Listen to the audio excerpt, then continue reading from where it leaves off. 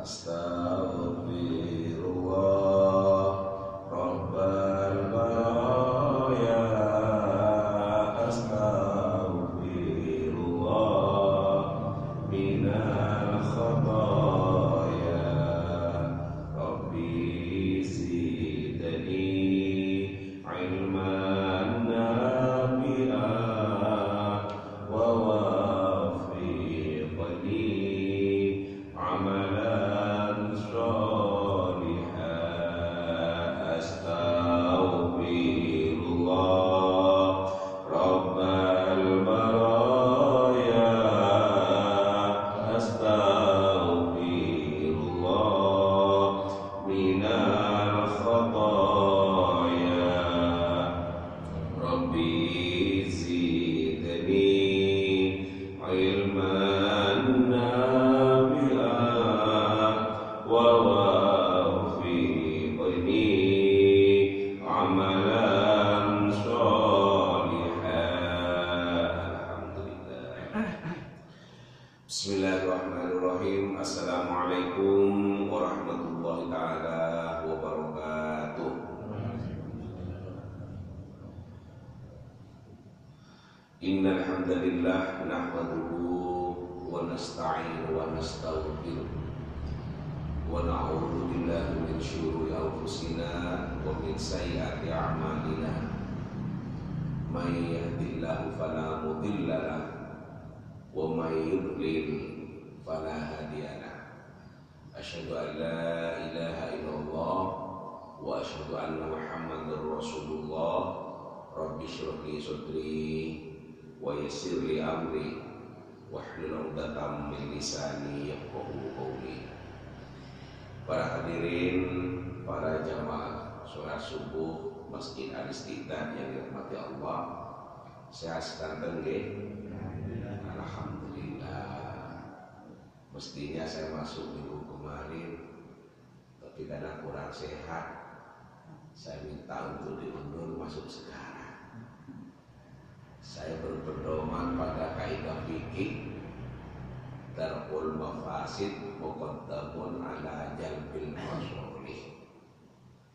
Meninggalkan kemudaratan itu harus lebih diutamakan dibanding dari mengejar manfaat. Mengaji itu memberikan manfaat, ya itu penting.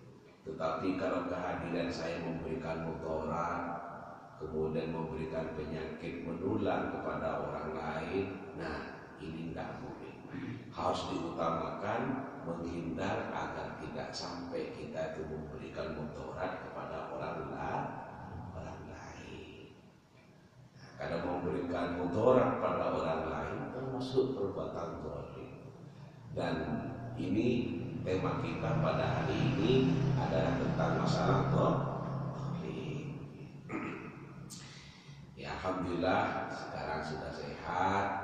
Mudah-mudahan bapak-bapak, ibu-ibu, saudara-saudara sekalian ringan sehat sedanten. Amin Allahumma amin. Sehat itu penting, dan sehat itu merasa sangat terasa nikmatnya ketika kita sedang sakit. Betapa enaknya sehat. Karena kalau sakit betapa tidak enaknya sakit. Demikian juga ketika kita melihat orang lain sakit, bersyukur kita dikaruniai sehat.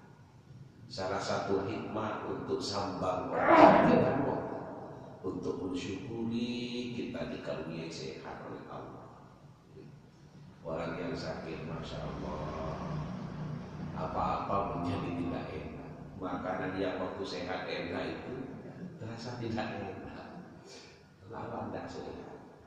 Mau berwudu, air biasa-biasa saja, rasanya kadang kok jaduk nih Pak begini. Padahal biasa-biasa. Awal isi boten sehat. Nah, kalau sehat ya Allah, makan singkong terasa nikmat. Tapi kalau sudah sakit, gigi sakit, badan gak enak. Bakso bukan. Bakso. Biasa setengah di waktu sehat. Apa bakulit kan?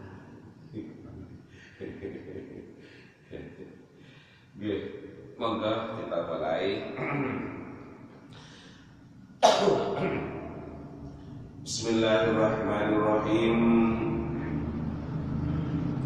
An Jabir radhiyallahu anhu anna Rasulullah sallallahu alaihi wasallam qala. Dari sahabat Jabir, semoga Allah ridha kepadanya, anna Rasulullah sallallahu alaihi wasallam, sesungguhnya Rasulullah bersabda. Apa kata Rasulullah? Qala, beliau bersabda, ittaqul zulma, takutlah kamu pada perbuatan zalim. Takutlah ini berarti jauhilah. Maka bisa juga diberi makna jauhilah perbuatan zalim. Karena di dalam bahasa Arab itu, di dalam agama jenis takut itu bermacam-macam. Ada takut kepada ular, ada takut kepada Allah, ada takut kepada musibah. Kalau takut kepada Allah, maka harus mendekat kepada Allah. Tapi kalau takut kepada ular, harus menjauh dari ular.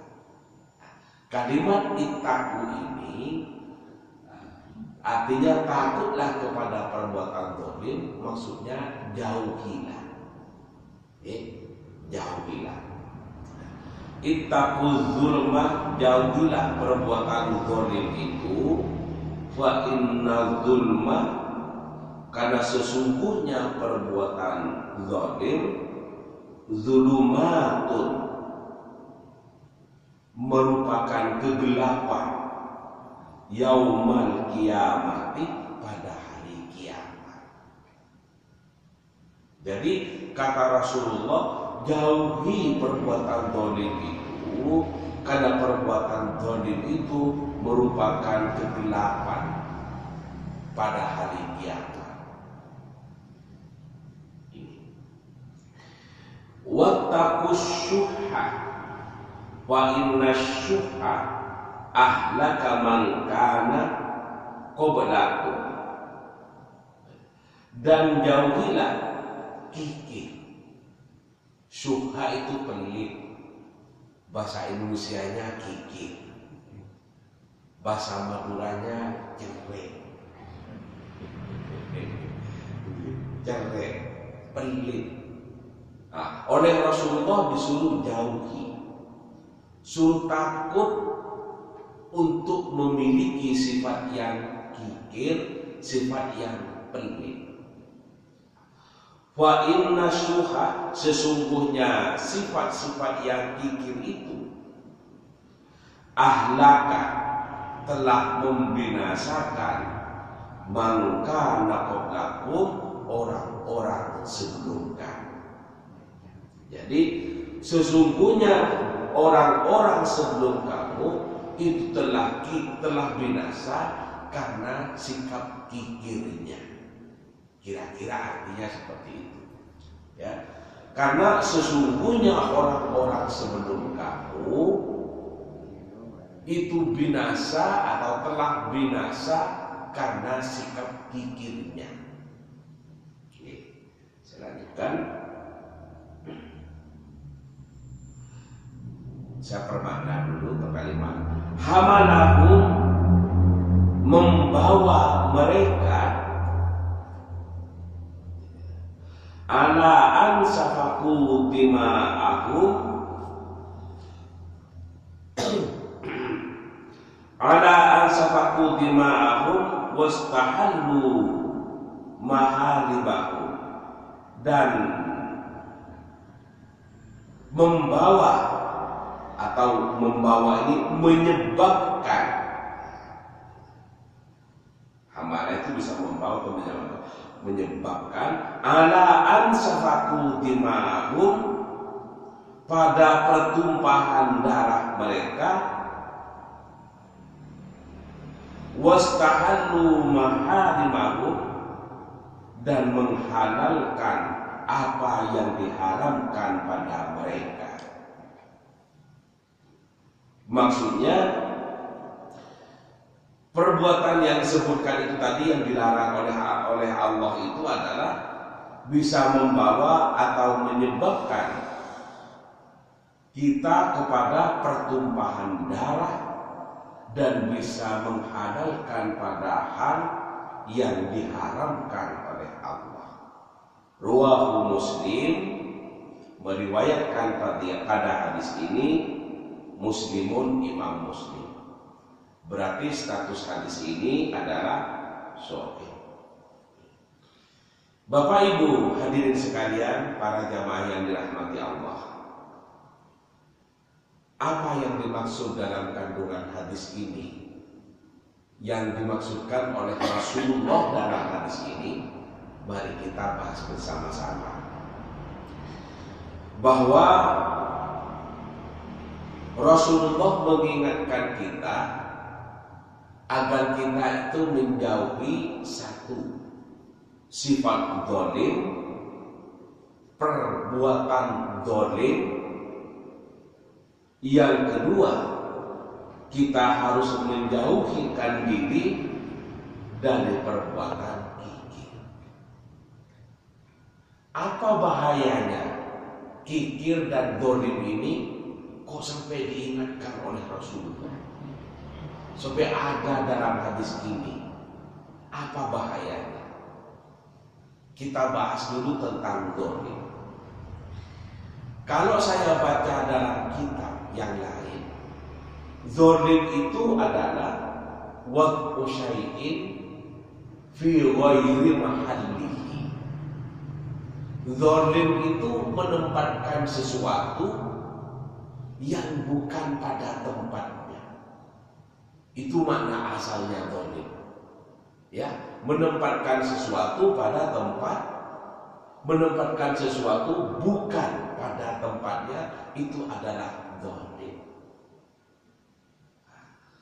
Zalim dan kikir ini disebutkan oleh hadis ini, hamalahum ala ansafaku dima'ahum, bisa membawa pada pertumpahan darah. Jadi zalim dan kikir bisa membawa pada pertumpahan darah. Wastahallu maharimahum, dan bisa membawa pada menghalalkan hal yang diharamkan. Kenapa kok demikian hebat? Zalim itu bisa membawa kepada pertumpahan darah, bisa membawa kepada kekikiran. Kita lihat contohnya. Masjid itu tempat rukuk, tempat sholat, dan itu adalah tempat yang dimuliakan. Keberadaannya ini adalah suci. Coba ada orang pakai sepatu, tidak dilepas, prak-prok masuk ke dalam masjid ini. Ini bukan tempatnya orang yang pakai sepatu. Ini tempatnya orang yang sholat, pakaian seperti sandal, sepatu, lepas. Kalau tidak lepas, itu namanya menzalimi masjid. Ini bisa membangkitkan emosinya orang banyak. Salah-salah bisa dikeroyok. Kalau melawan, wah, dikeroyok orang banyak, bisa terjadi pertumpahan darah. Zalim. Masjid yang tempatnya bersujud kepada Allah, pakai sepatu prak-prok. Misalnya Pak Polisi kan biasanya kalau pakaian dinasnya ya bercelana, bersepatu. Tapi ketika masuk di tempat yang suci ini harus melepaskan semua sepatunya. Kalau enggak bisa dikeroyok orang. Diingatkan kemudian diingatkan nggak mau, tetap rampok, bisa dipukuli orang, bisa dikeroyok orang, bisa terjadi permusuhan, bisa terjadi konflik, bahkan bisa terjadi pertumpahan darah. Karena itu bukan tempatnya. Orang menyalurkan dorongan hasrat seksual itu tempatnya adalah kepada istrinya. Ketika disalurkan kepada tetangganya, ketahuan bisa terjadi pertumpahan darah. Ini kalau di Madura, Pak, Masya Allah, ini peristiwa luar biasa. Kalau di daerah lain, oh itu sudah tidak setia. Kalau tidak setia, sudahlah cerai saja. Selesai. Oh, perempuan yang lain banyak yang setia pada kamu, pilih yang lain yang eman pada kamu, yang setia pada kamu, yang bisa menjaga kesuciannya. Hal itu. Tapi kalau orang Madura, Masya Allah, penjara karena di kuburan tidak apa-apa, bawa duitnya. Karena melakukan perbuatan zalim bukan pada tempatnya, kemudian dilakukan seperti itu, bisa terjadi pertumpahan. Karena bukan tempatnya. Nah, karena itulah maka ya ini adalah perbuatan yang sangat bahaya. Oleh Rasulullah, jauhilah wattaqu az-zulma, jauhilah perbuatan zalim. Perbuatan zalim. Jadi waqfu syai'in fi ghairi mahallihi, menempatkan sesuatu yang bukan pada tempatnya.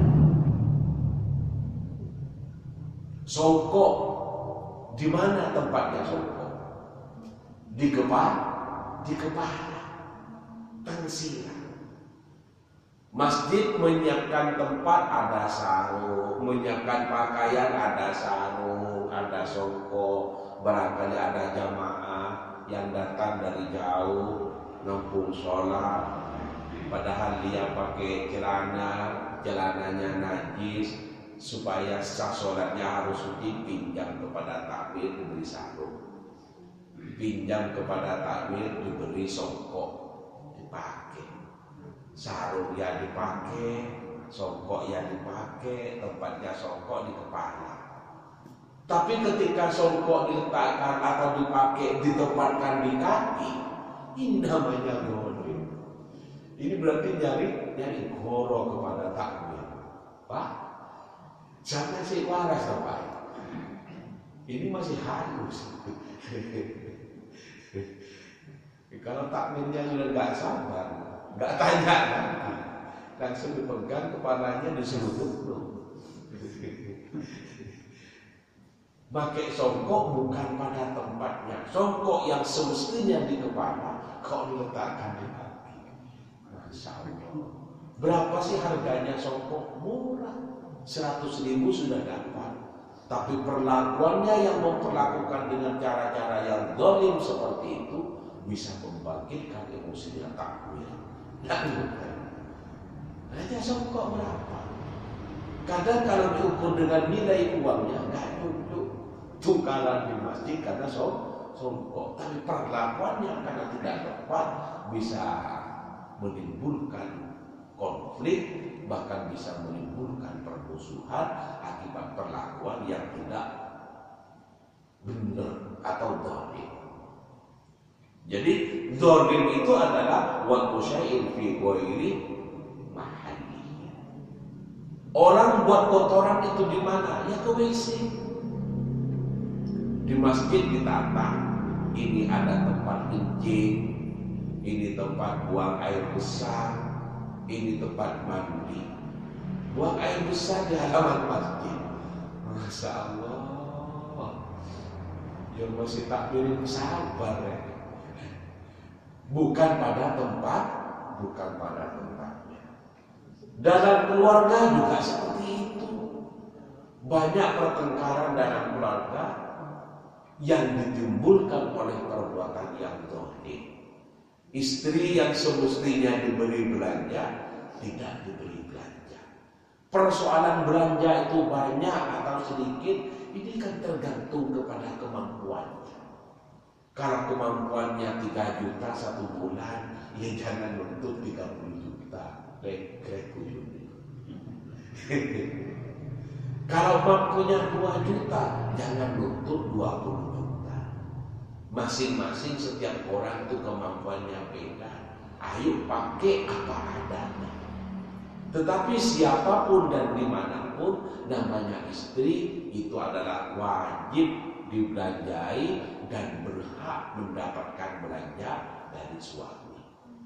Nah, kalau menjadi istri yang sah tapi tidak dibelanjai, itu dolim. Yang istri juga seperti itu, berhak mendapatkan layanan dari istri. Kalau sang suami tidak dilayani, itu dolim. Mas, sudah mas, tidak usah dengan saya, sampai cari tetangga mana lah mas yang cocok mas. Mansal. Bukan mansal, bukan itu. Apalagi yang suaminya busuk, tidak boleh. Tuh, kalau suaminya tidak busuk, suaminya agak belak-belakan, Pak ini lagi suwe yang tadi kayak itu namanya suami istri podo-podo gedang perusi, podo-podo gak bener, gak bener. Bapak Ibu hadirin sekalian yang saya hormati, az-zalimu wal musyai'in fi ghairi ma'lihi. Zalim itu adalah menempatkan sesuatu yang bukan pada tempatnya. Yang kedua, zalim itu adalah tindakan menganiaya. Menganiaya kepada orang lain itu adalah termasuk perbuatan zalim. Menganiaya orang lain itu adalah perbuatan zalim. Tidak boleh. Tidak boleh. Kita diingatkan oleh Rasulullah, itu adalah termasuk perbuatan yang bisa membawa kepada pertengkaran, permusuhan. Zalim itu bisa kepada orang lain. Satu, zalim itu bisa pada orang lain. Saya sebutkan tadi seperti tindakan menganiaya orang lain. Tapi zalim itu, perbuatan zalim juga bisa kepada Allah Subhanahu wa ta'ala. Seperti perbuatan syirik. Allah itu adalah zat yang maha segala-galanya. Kalau kemudian disejajarkan dengan makhluk, itu kan syirik. Menyekutukan Allah itu adalah syirik. Allah yang maha segala-galanya, Allah yang maha mulia, Allah yang maha zat yang harus disembah, kok malah disekutukan dengan yang lain atau dengan makhluk? Ini namanya zalim kepada Allah. Allah itu adalah zat yang maha disembah.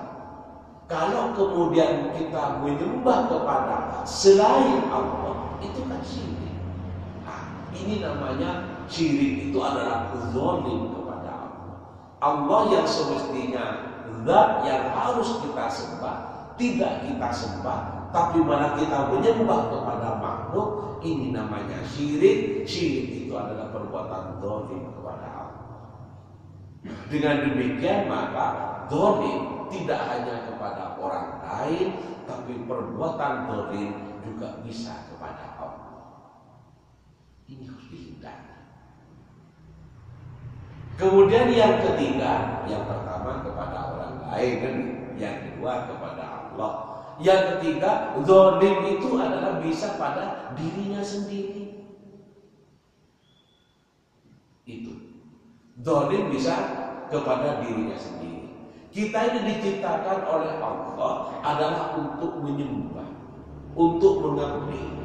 Wa ma khalaqtul jinna wal insa illa liya'budu. Saya tidak ciptakan jin dan manusia, katanya Allah, illa liya'budun, kecuali untuk mengabdi. budi kecuali untuk menyembah kepada Allah Subhanahu wa taala. Kalau kita diciptakan untuk menyembah kepada Allah, kalau kemudian kita tidak menyembah kepada Allah, ini kita akan menzalimi diri kita. Sehingga kita yang semestinya ditempatkan di surga oleh Allah, ia ditempatkan di neraka karena kita zalim kepada diri kita sendiri. Itu. Nah, jadi zalim itu bukan hanya pada orang lain, bisa juga kepada diri kita sendiri. Kullu syai'in haqqun, katanya Allah. Segala sesuatu itu ada haknya. Diri kita ini ada haknya. Kita punya mata, ada haknya untuk diistirahatkan. Kita punya kaki, ada haknya untuk juga dipakai, tapi ada haknya untuk diistirahatkan. Kita juga punya nafsu, ada haknya juga untuk disalurkan. Nah, nafsu makan misalnya, kita punya hak itu untuk dipenuhi. Manusia itu namanya manusia, itu butuh makan untuk bertahan hidup. Kalau kemudian kita puasa siang malam, maka ini namanya menzalimi diri kita. Kita disunahkan berpuasa di luar Ramadan sesuai dengan aturan puasa, yakni mulai terbit fajar sampai terbenam matahari. Kalau kita siang malam berpuasa, tidak makan apa-apa, padahal tubuh kita butuh asupan makan, butuh gizi, butuh vitamin, butuh mineral, butuh protein, kemudian tidak kita beri, katanya mau berpuasa, tapi kok siang malam, ini sesungguhnya zalim pada diri kita. Kita dikaruniai nafsu syahwat, silahkan disalurkan, tetapi ada caranya, ada cara yang halal, ada cara yang haram, ada yang diridhoi oleh Allah, ada yang dilaknat oleh Allah. Ada haknya juga kita semua. Karena itu maka manusia itu jangan menyiksa diri. Waktunya makan kita makan. Kalau kita mampunya hanya ikan A, ya pakai ikan A. Tidak usah memaksa kepada ikan C. Tetapi yang jelas, kalau sudah waktunya makan, kita makan. Kalau sudah waktunya istirahat, kita istirahat. Ini namanya adil pada diri kita sendiri. Sebaliknya, ketika hak-hak dalam tubuh kita tidak kita berikan, kita zalim kepada diri kita. Enggak ada manusia yang tidak butuh tidur, Nabi saja masih tidur. Karena itu, ya silakan tidur. Nah, tapi kalau jam 9 tidur sampai pagi tidur lagi, sampai duhur tidur lagi, sampai sore, itu namanya zalim. Itu sudah berlebih-lebihan dalam bersikap, dalam berbuat, dalam hal ini adalah dalam tidur. Ada haknya. Ada haknya badan kita diistirahatkan, tidur.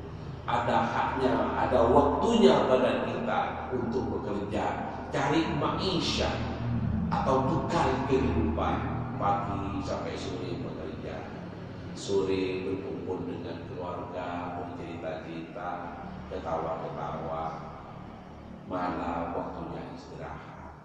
Di sela-sela cari rezeki, di sela-sela kumpul sama keluarga, di sela-sela tidurnya kita bangun untuk beribadah.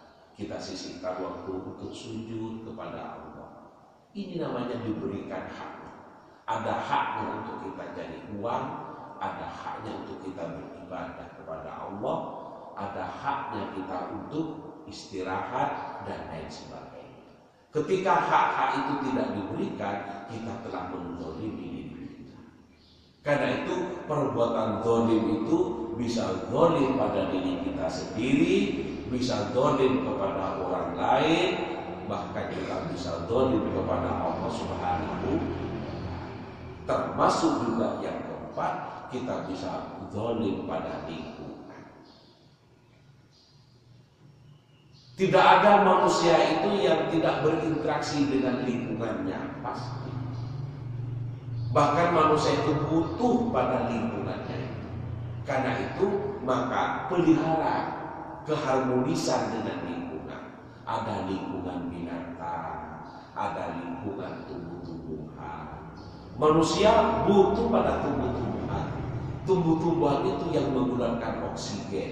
Manusia itu bisa bernafas, menghirup oksigen, dan oksigen itu adalah dikeluarkan oleh tumbuh-tumbuhan. Kalau kita tidak ramah pada lingkungan, yakni kita zalim pada lingkungannya, tumbuh-tumbuhannya ditebangi semua, manusia itu bisa menjadi tersiksa hidupnya.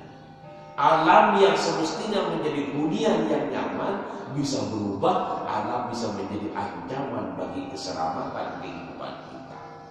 Itu oleh para pemerintah diperintahkan penghijauan, jaga kelestarian alam, jaga kelestarian lingkungan.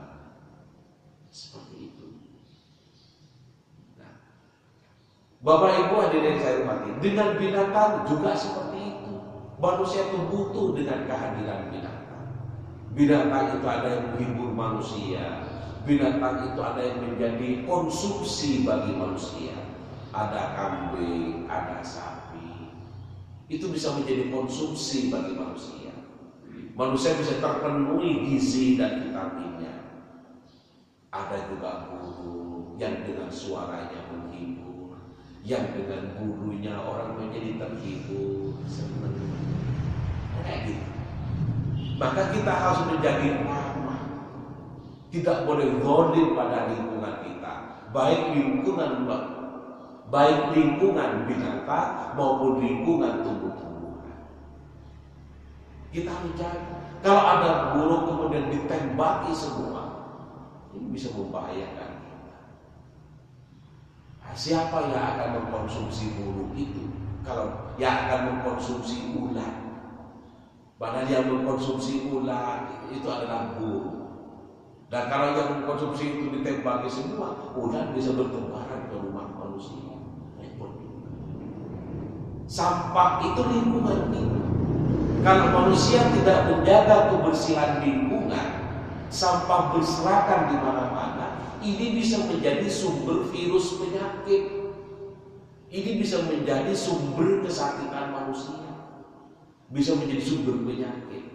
Manusia kalau sudah sakit, manusia kalau sudah tidak sehat, ya jadi repot. Karena itu manusia tidak boleh zalim pada lingkungannya. Jaga kebersihan, perhatikan kebersihan lingkungan. Yang lain bertetangga juga seperti itu, saling menghormati.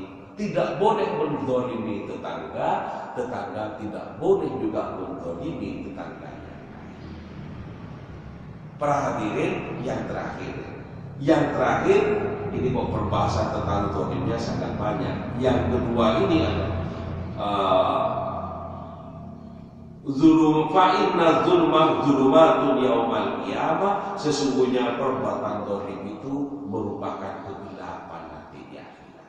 Ya gelap maksudnya karena sanksi dosa-dosanya itu adalah mendapatkan azab kegelapan di akhirat, di hari kiamat. Kemudian yang kedua, wattaqusyuha, dan takutlah kepada pelit. Pelit ini adalah bisa juga menimbulkan permusuhan. Bisa menimbulkan permusuhan. Baik, karena ini waktunya sudah agak siang.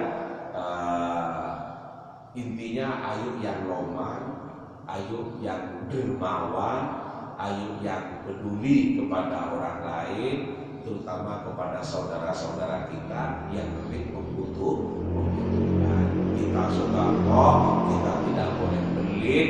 Pelit yang dimaksud bukan hanya pelit tidak ngasih uang. Pelit ya termasuk tidak ringan tangan, tetangganya butuh pertolongan, monggo dibantu, itu namanya tidak pelit juga. Paling tidak, atau yang paling kecil, ketemu dengan tetangga, ayo kita senyum. Ketemu dengan orang lain, ayo kita senyum. Nah, senyum itu juga tidak pelit. Sebaliknya kalau tidak senyum juga pelit pada senyuman. Di sini adalah wattaqus syuha, takutlah pada perbuatan pelit, jauhilah perbuatan pelit. Maksudnya itu adalah ayo kita jangan pelit, gitu ya. Kalau kita bisa bantu tetangga, bantu tenaga, ayo kita bantu. Kalau kita bisa bantu ekonomi, ayo bisa membantu. Apa yang bisa kita bantu orang lain. Ini juga perbuatan peduli, perbuatan dermawan, perbuatan yang tidak pelit. Tetapi intinya jangan pelit. Ada sampah di depan masjid, tidak usah menunggu bagian cleaning service, diambil sampahnya, diletakkan di tempat sampah. Ini juga perbuatan ringan tangan atau tidak pelit. Ada kadang orang habis minum aqua seenaknya langsung dilempar, ya kita ambil saja, letakkan di tempat sampah. Itu namanya tidak pelit. Kita juga bisa melakukan. Jadi tidak semuanya dibebankan kepada bagian barbon atau bagian cleaning service. Kita tidak boleh pelit lagi. Ketemu kota amal, jangan hanya dilirik saja. Ada uang 1.000, 2.000 atau mungkin 5.000 masukkan ke kota amal. Itu juga termasuk perbuatan yang tidak pelit. Bapak Ibu hadirin sekalian dirahmati Allah, mungkin sampai di sini dulu kaji kita pagi ini, dengan harapan semoga ada barokah dan manfaatnya. Amin, Allahumma amin. Mari bersama-sama kita akhiri dengan membaca doa kafaratul majlis. Bismillahirrahmanirrahim. Subhanakallahumma wa bihamdika asyhadu an la ilaha illa anta astaghfiruka wa atubu ilaik. Rabbana atina fid dunya hasanah wa fil akhirati hasanah wa qina adzabannar. Amin. Demikian ingkang saged kula aturaken. Mohon maaf dan segala kekurangan. Hadanallahu wa iyyakum ajma'in ila shiratal mustaqim. Wallahu muwaffiq.